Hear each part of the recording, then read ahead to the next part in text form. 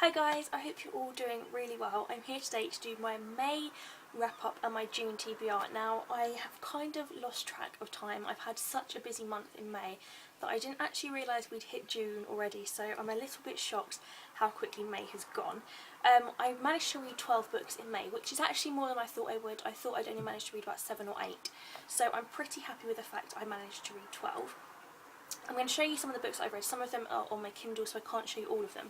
But the books that I have read that I've got on me to show you are Harry Potter and the Philosopher's Stone, Harry Potter and the Chamber of Secrets, and Harry Potter and the Prisoner of Azkaban.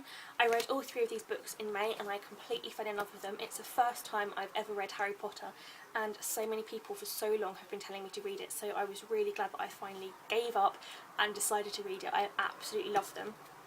I want to finish the whole series this year. I've started book number 4, which is The Goblet of Fire, but I've only literally got 1 chapter in, so I'm going to have to leave that one for a little while because I have got some review books that I need to read. But yes, I have really loved these Harry Potter books so far. The next book, oh, and I'm not going to be reviewing those because I think that everybody kind of knows about Harry Potter, and there's nothing I could say about the books that's going to make anybody more desperate to read them or anybody kind of more interested in the series, as it were, so I'm not going to review those, but I really did enjoy them. The next book I read was The Year of the Rat by Claire Furness. Now, I am in love with this cover. I'm not quite sure what it looks like underneath a dust jacket. I don't think I ever looked. Oh, it's just a white hardback, but it's got the title down the side, which is quite pretty. This was a really interesting book. It's kind of like a YA middle grade fiction about a girl who I can't quite remember the name of. Let me find it. Pearl and loses her mother during childbirth, and the baby that's born, she calls it the rat because she's really kind of angry at this thing for killing her mother and for taking her mother when really they had the perfect family before this baby came along. And as the book continues, we see her kind of understand more about what it's like to be alive and to die, and more about her family, and she starts to see her mum, and her mum starts coming back to her, and it's a really interesting and unique take on the idea of death, and I really enjoyed it, and I definitely am going to be reviewing this. I probably would give this about 4, I think I gave it 4 out of 5 stars. Definitely a good book. I would have loved a little bit more in terms of, I don't really want to say it because it's a bit of a spoiler, but there is kind of a bit of a love interest in the book, which isn't explored as much as I was hoping it would be, but then again I have to remember that this is kind of like children's YA fiction rather than adult fiction, so they're not going to be, you know, jumping over each other by the end of the book. But yeah, I really enjoyed this, and like I say, I think the cover is just beautiful. Also this month I reread The Fault in Our Stars by John Green. I am just in love with this book, and as the film was coming out soon and as everybody was talking about it, I was like, right, what better time than to go back and reread it, and I fell in love with it even more than I did the first time. I just thought it was absolutely beautiful and just incredible, and I cannot wait for the film to come out. I'm so excited. So if you haven't read this book already, then I really suggest you do. I know that it's massively hyped up and a lot of people don't like it because, you know, it's hyped and people think it's going to be rubbish, but honestly it deserves every single minute of hype that it's got. It's just incredible. So that's The Fault in Our Stars by John Green. And then the last kind of physical book I read this month was The Judas Skirt by Amanda Jennings. Now this was a really interesting book. It definitely was a book that it's one of those books that you start reading and you kind of can tell where the plot's going to go and you know what's going to happen, but you really enjoy the journey that it takes to get there. I probably could have told you from about the 5th or 6th chapter what was going to happen, and that's not a bad thing. I don't know whether that was kind of the intention of the author to maybe foreshadow what was going to happen, but whatever she was planning, it really worked lovely, really well, and it built up really nicely, and the tension were there between characters. This is about a couple called Will and Harmony, and I think her name is Harmony. Yeah, Harmony. She had a miscarriage and she is devastated because she's, you know, quite an old, I think she's about 40 now in this book, and she's desperate for a child and she can't seem to get pregnant again and have a child, and she says to her husband, look, no, I really want to give it another go, I really want a child, and he's kind of a bit more, he doesn't really want children, he's never really wanted children, and he kind of says to her, you know, I don't really want to have a baby, and that kind of drives a big rift between them, because, you know, how do you cope when one of them wants a baby, one of them doesn't? And then all of a sudden, out of nowhere, Will's old school friend appears, and I think he's called Luke. I think it could be Luke. Yeah, Luke.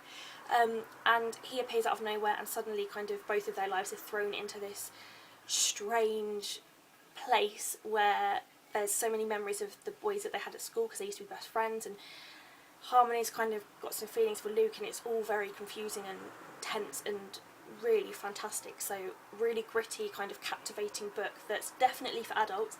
There's definitely quite a lot of themes running through this that wouldn't be suitable for young readers, but yeah, definitely love this book, and I think I gave it 5 out of 5, I think. So yeah, definitely a good book to read.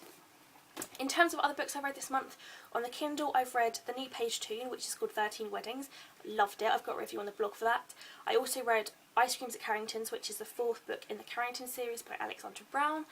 I also read Dandelion Clocks by Rebecca Westcott, which I think I read this month, which was fantastic. And also, actually, if I can find it, I also read this book, which is called Being Benedict Cumberbatch by Joanna Bennett, I think that's how you pronounce it. This was like my non-fiction pick of the month, and I absolutely loved it. I'm a massive fan of Benedict Cumberbatch anyway, and so to be able to read all about him in a book was perfect. And there's lots and lots of lovely Benedict pictures in there for the Benedict fan, so really enjoyed that. What else did I read? I also read Closing In by Sue Fortin, which is kind of like, it is a novel, but it's more like kind of novella length than it is novel length. It was quite short, but really good. Oh gosh, I'm sure there's a couple more. But anyway, I definitely had an alright reading month, better than I thought I would. So I'm going to talk you through what I'm going to read this month. Now, on Thursday this week I'm off to London again for a book launch, which is super exciting. And last time I went on the coach I tried to read on my Kindle, but I found that it made me feel really sick because I'm not good at reading and moving at the same time. So I have downloaded the Divergent audiobook onto my MP3 player, so I'm going to be listening to that on the way there and on the way back, which I'm so excited about because I've wanted to read Divergent for ages. So I'm hoping that it will be a really good kind of book to listen to, and hopefully I will really enjoy that. So other books I want to read this month, these are kind of the physical books. The first one is The Tea Shop on the Corner by Millie Johnson. Now I am part of Team Millie this year, so I've been sent a really lovely early review copy of this book, and I have to say I am super excited about this. I met Millie a couple of weeks ago at the Sun Lounger party, and she was so lovely in real life, and she was so kind and so considerate, and, you know, was more than happy to talk and sign things.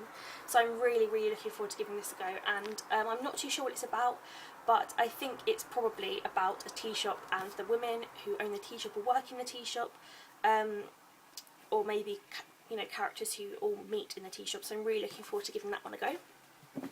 I also want to read Under Your Skin by Sabine Durrant. Now I think I hauled this a couple of weeks ago because I only have really just brought this book.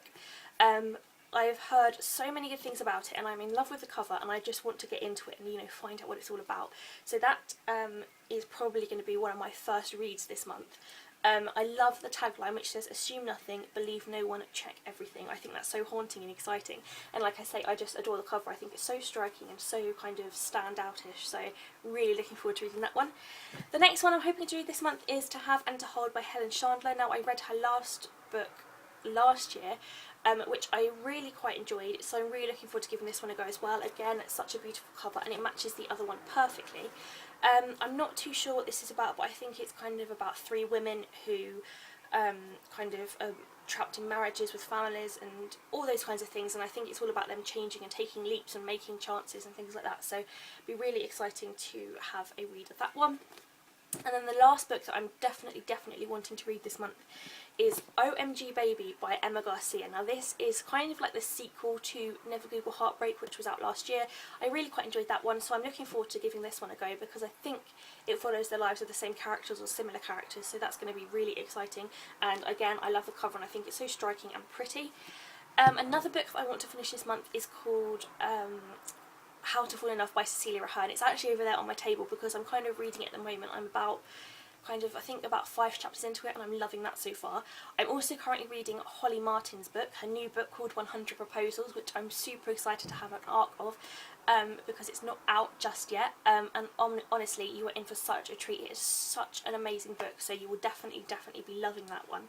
I'm also reading A Day at the Office by Matt Dunn. I'm about a third of the way through that one and I'm really enjoying that as well. That's a fantastic book.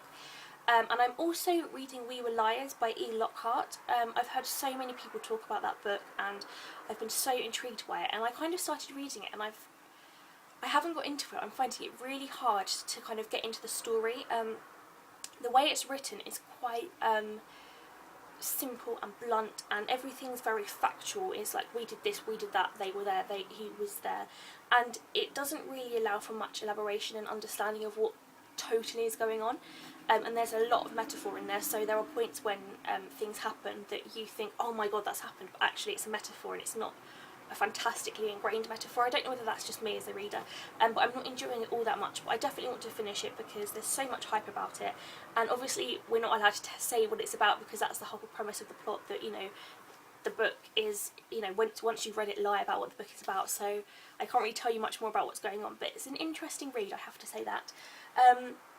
In terms of any other books I want to read this month, I've got a huge TBR pile next to me which I recently kind of inventoried and put on my blog. So I'm really looking forward to getting around to reading some more of these. I also picked up this book the other day in a charity shop called The Little Beach Street Bakery by Jenny Colgan. This was 20p, which is amazing because it's literally only just been published. It's not in the world's best condition, it's quite, you know, bent, and somebody's enjoyed reading it. But I'm really looking forward to reading this one because I have a bit of a love-hate relationship with Jenny Colgan. Some of her books, like The Cupcake Cafe, I adored, but then, like, last year's one, The Loveliest Chocolate Shop in Paris, I didn't really enjoy that one as much, so I didn't want to buy it, you know, for full price because I wasn't sure I was going to love it. So to get it for 20p in a charity shop is perfect because then I can read it and form an opinion of it without having to spend lots of money. So I'm looking forward to reading that one. I'm just looking at my TBR pile to see if there's anything else. Oh, there's two more that I actually should show you because these are ones that I kind of have to read this month. Not because I have to review them, but because I'm kind of desperate to get them read. Because they both look fantastic and they're both purple. The first one is Take Back the Skies by Lucy Saxon. This has been hailed as fantastic and is perfect for fans of fantasy adventure from Eragon. Is it Eragon or Aragon? Eragon? To Mortal Instruments. Huge world building, great characters and a page turning plot. Now the author of this book I think is only 19, which is incredible because I'm older than that and I still haven't finished writing my book, so I'm really looking forward to reading this. I'm not entirely sure, but I think it's a bit of a fantasy book about something, so I'm looking forward to giving that one a go. And also this book, which I forgot to show you because I've literally only just got it a couple of days ago, is called Love Like the Movies, or can you see it's a bit shiny, by Victoria Vantiam, I think that's how you say it. And this is kind of really reminds me of Ally McNamara, which is actually what it says on the back, perfect for fans of the Notting Hill series.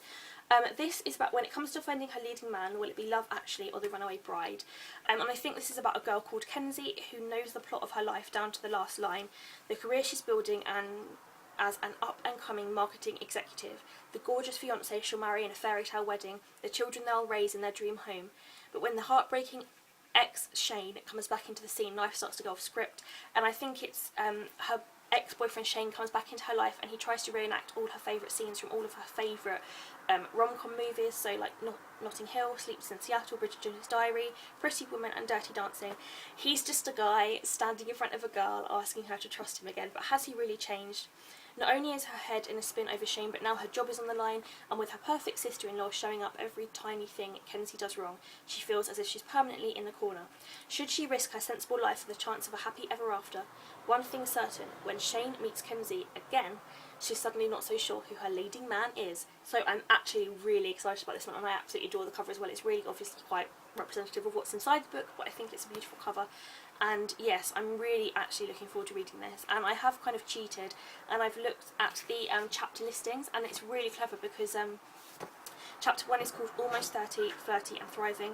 Oh no, someone's walked in the room. So yes, this looks like it's going to be a fantastic book and I cannot wait to read that one. So I think, oh, and also one more is Blue by Lisa Glass, which I've just seen because this is on my like to be read immediately. I have so many different stacks of books of my to be read now, to be read soon, to be read immediately, must read now, and this is one of them. It's called Blue by Lisa Glass, and this is kind of like a YA coming of age story set in the world of sun, surf and glittering beaches, and this is published by Quercus, and this has got quite a big I think publicity campaign going with it, so really looking forward to reading that one. So that is everything that I've got to show you this month.